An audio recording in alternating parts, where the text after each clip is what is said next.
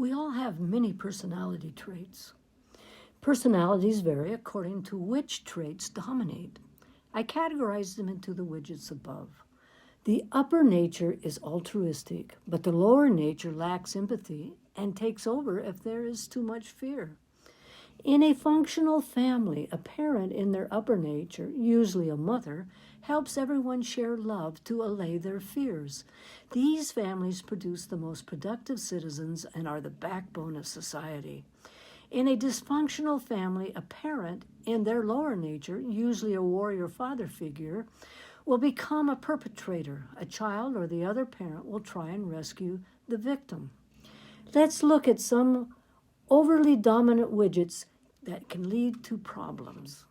A perceptual dominant personality may give lots of detail and patterns, but upset others because they miss the bigger social cues. If they are not socialized to ask what others need and follow through, others may think they do not care. Fear-dominated personalities may be too shy or too anxious to join in and help at tasks, frustrating others doing the work. Or they may be paranoid and sink into their lower nature and lie, cheat, blame, or freeze, flight, or fight. Without empathy, they may neglect and alienate people who may then look to others to be rescued. Love-dominated personalities can be like mother love or smother love, depending on how much empathy they have to let them know if they are hurting or controlling too much.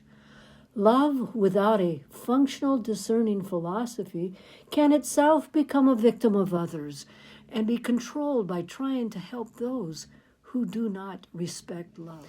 Intellectually dominant personalities often forget empathy. Then a relationship can become a guessing game, and there are many more wrong ways to do things than right ways. They need a functional, loving philosophy of life. Together, empathy and philosophy can be the best guide. Patience-dominated personalities can be seen as lazy or uncaring when they don't act fast enough. Patience gives us time to perceive better, feel, think, and act, but we need to coordinate with others or we become oppressive perpetrators. We must also be patient with the impatient. Too much energy can be a gift to complete tasks, but can easily overrun a relationship from being bossy to neglect. It can also too easily leave out time for accurate perceptions, fears, love and empathy, wisdom and functional actions, and thus turn to the lower nature to get what it wants. Lying creates false worlds. It affects others' perceptions, feelings, thinking, and actions. It undermines trust in a relationship. All guides to what is functional is gone, and what works becomes a guessing game. There are infinitely more wrong ways than right ways that work. Self-centeredness or greedy people usually neglect others' perceptions, feelings, thoughts, and actions.